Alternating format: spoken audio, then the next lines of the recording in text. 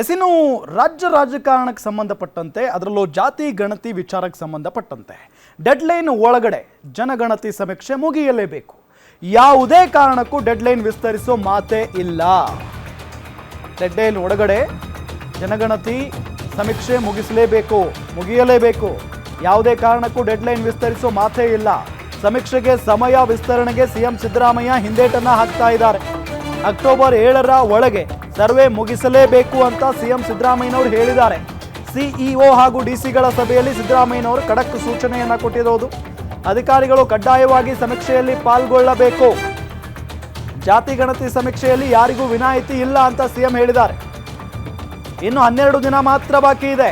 ಈ ನಡುವೆ ಸಾಲು ರಜೆಗಳಿದಾವೆ. ದಸರಾ ರಜೆಗಳಿದೆ. ಅಕ್ಟೋಬರ್ 7ಕ್ಕೆ 7 ಕೋಟಿ ಕನ್ನಡಿಗರನ್ನ ತಲುಪೋದು ಹೇಗೆ? ಇತ್ತ ಸರ್ವೆ ಸಂದರ್ಭದಲ್ಲಿ ಸಾಲು ಸಮಸ್ಯೆಗಳಾಗ್ತಾ ಇದ್ದಾವೆ. ಇಷ್ಟೆಲ್ಲ ಸಮಸ್ಯೆಗಳಿದ್ರೂ ಸರ್ವೆ ಅವಧಿ ವಿಸ್ತರಣೆ ಮಾಡದ ಸಿಎಂ ಡೆಡ್ಲೈನ್ ಒಳಗಡೆ ಜನಗಣತಿ ಸಮೀಕ್ಷೆ ಮುಗಿಯಲೇಬೇಕು ಅನ್ನೋದು ಕೂಡ ಇದೆ.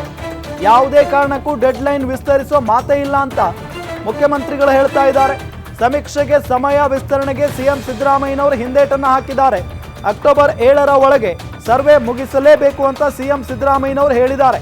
ಸಿಇಒ ಹಾಗೂ ಡಿಸಿಗಳ ಸಭೆಯಲ್ಲಿ ಸಿದ್ದರಾಮಯ್ಯನವರು ಖಡಕ್ ಸೂಚನೆಯನ್ನ ಕೊಟ್ಟಿರೋದು. ಅಧಿಕಾರಿಗಳು ಕಡ್ಡಾಯವಾಗಿ ಸಮೀಕ್ಷೆಯಲ್ಲಿ ಪಾಲ್ಗೊಳ್ಳಬೇಕು. ಇನ್ನು 12 ದಿನ ಮಾತ್ರ ಬಾಕಿ ಇದೆ. 7.5 ಕೋಟಿ ಜನರನ್ನ ತಲುಪೋದು ಸಾಧ್ಯನಾ? ಸುಲಭನಾ? ಈ ನಡುವೆ ಸಾಲು ರಜೆಗಳು ಬೇರೆ ಇದ್ದಾವೆ. ದಸರಾ ರಜೆ ಇದೆ, ಹಬ್ಬಗಳು ಸಾಲಾಗಿದ್ದಾವೆ. ಇಂತಹ ಸಂದರ್ಭದಲ್ಲಿ 7.5 ಕೋಟಿ ಜನರನ್ನ ತಲುಪೋದು ಅಷ್ಟು ಸುಲಭನಾ? ಸಾಧ್ಯನಾ? ಇತ್ತ ಸರ್ವೆ ಸಂದರ್ಭದಲ್ಲಿ ಸಾಲು ಸಮಸ್ಯೆಗಳಾಗ್ತಾ ಇದ್ದಾವೆ. ಸರ್ವರ್ ಸಿಗ್ತಾ ಇಲ್ಲ ಸರ್ವೆ ಮಾಡೋದಕ್ಕೆ ಹೋದಾಗ. ಮತ್ತೆ ಸರ್ವೆ ಮಾಡೋದಕ್ಕೆ ಹೋಗ್ತಾರಲ್ಲ ಟೀಚರ್ಗಳು, ಸಿಬ್ಬಂದಿಗಳು, ಅವ್ರಿಗೆ ಸರಿಯಾದಂಥ ಟ್ರೈನಿಂಗ್ ಕೂಡ ಇಲ್ವಂತೆ. ಹೆಂಗೆ ಸರ್ವೆ ಮಾಡಬೇಕು, ಏನು ಕತೆ ಎತ್ತ ಅನ್ನೋದ್ರ ಬಗ್ಗೆ ಅವ್ರಿಗೆ ಪಾಪ ಅದ್ರ ಬಗ್ಗೆ ಸರಿಯಾದಂಥ ಟ್ರೈನಿಂಗ್ ಕೂಡ ಕೊಟ್ಟಿಲ್ವಂತೆ. ಇಷ್ಟೆಲ್ಲ ಸಮಸ್ಯೆಗಳಿದ್ರು ಸರ್ವೆ ಅವಧಿ ವಿಸ್ತರಣೆಯನ್ನ ಮಾತ್ರ ಮಾಡ್ತಾ ಇಲ್ಲ ಮುಖ್ಯಮಂತ್ರಿಗಳು. ಅದ್ಯಾಕೆ ಇಷ್ಟೊಂದು ಹಠ ಹಿಡ್ಕೊಂಡು ಕೂತಿದ್ದಾರೆ ಅನ್ನೋದು ಗೊತ್ತಾಗ್ತಾ ಇಲ್ಲ.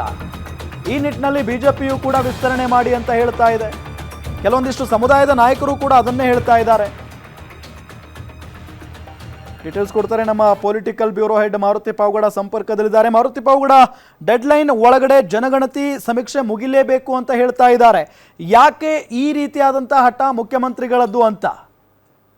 ಬಹಳಷ್ಟು ದಿನಗಳಿಂದ ರಾಜ್ಯದಲ್ಲಿ ಚರ್ಚೆ ಆಗ್ತಾ ಇರುವಂತಹ ಈ ಜನಗಣತಿ ಮರುಸರ್ವೆ ವಿಚಾರದ ಬಗ್ಗೆ ಸುದೀರ್ಘವಾಗಿ ಇವತ್ತು ಮುಖ್ಯಮಂತ್ರಿ ಸಿದ್ದರಾಮಯ್ಯ ಹಾಗೂ ಉಪಮುಖ್ಯಮಂತ್ರಿ ಡಿ ಕೆ ಶಿವಕುಮಾರ್ ಡಿಸಿಗಳು ಮತ್ತೆ ಸಿಇಒಗಳ ಜೊತೆ ಸಭೆಯನ್ನ ಮಾಡಿದ್ದಾರೆ. ಈ ಸಂದರ್ಭದಲ್ಲಿ ಡಿಸಿ ಮತ್ತೆ ಸಿಇಒಗಳು ಆಯಾ ಜಿಲ್ಲೆಗಳಲ್ಲಿ ಆಗ್ತಿರುವಂತಹ ಸಮಸ್ಯೆಗಳ ಬಗ್ಗೆ ಸಿದ್ದರಾಮಯ್ಯ ಅವರಿಗೆ ಮನವರಿಕೆ ಮಾಡಿಕೊಟ್ರು ಕೂಡ ಅಕ್ಟೋಬರ್ 7ನೇ ತಾರೀಕು ಏನು ಗಡುವು ಕೊಟ್ಟಿದ್ವಿ ಆ ಗಡುವಿನ ಒಳಗಡೆ ಎಲ್ಲವೂ ಕೂಡ ಕಂಪ್ಲೀಟ್ ಆಗ್ಬೇಕು ಅನ್ನುವಂತ ಒಂದು ಮಾತನ್ನ ಮತ್ತೊಮ್ಮೆ ಪುನರುಚ್ಚಾರ ಮಾಡಿರುವಂತದ್ದು. ಆದ್ರೆ ಹಿಂದೆ ಸ್ವತಃ ಸಿದ್ದರಾಮಯ್ಯ ಅವರ ಕ್ಯಾಬಿನೆಟ್ ಇರುವಂತಹ ಪ್ರಬಲ ಸಮುದಾಯದ ಸಚಿವರುಗಳು ಕೂಡ ಹೇಳಿದ್ರು ಅಷ್ಟು ಬೇಗ ಎಲ್ಲ 7 ಕೋಟಿ ಜನರನ್ನು ಕೂಡ ರೀಚ್ ಆಗೋದಕ್ಕೆ ಆಗೋದಿಲ್ಲ. ಒಂದು ಕಡೆ ತಂತ್ರಜ್ಞಾನದ ಸಮಸ್ಯೆ, ಮತ್ತೊಂದು ಕಡೆ ಜನರು ಕೂಡ ಮನೆಗಳ ಹತ್ರ ಹೋದಾಗ ಅಷ್ಟು ಸುಲಭವಾಗಿ ಸಿಗೋದಿಲ್ಲ ಅನ್ನುವಂಥದ್ದನ್ನು ಕೂಡ ಹೇಳಿದ್ರು. ಜೊತೆಗೆ ಇನ್ನಷ್ಟು ದಿನಗಳ ಕಾಲ ಅವಧಿಯನ್ನು ವಿಸ್ತರಣೆ ಮಾಡಿದ್ದೆ ಆದ್ರೆ ಯಶಸ್ವಿಯಾಗಿ ಸರ್ವೆ ಕಂಪ್ಲೀಟ್ ಆಗುತ್ತೆ.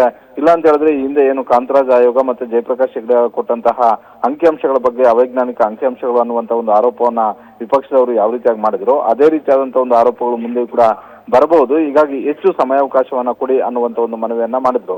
ಆದ್ರೆ ಸಿದ್ದರಾಮಯ್ಯ ಅವರು ಅಕ್ಟೋಬರ್ 7ಕ್ಕೂ ಅಧಿಕ ದಿನಗಳನ್ನ ಕೊಡೋದಕ್ಕೆ ಆಗೋದಿಲ್ಲ ಅನ್ನುವಂತ ಒಂದು ಸ್ಪಷ್ಟವಾದಂತ ಒಂದು ಸಂದೇಶವನ್ನ ಡಿಸಿಗಳು ಮತ್ತೆ ಸಿಇಒಗಳಿಗೆ ಕೊಟ್ಟಿದ್ದಾರೆ.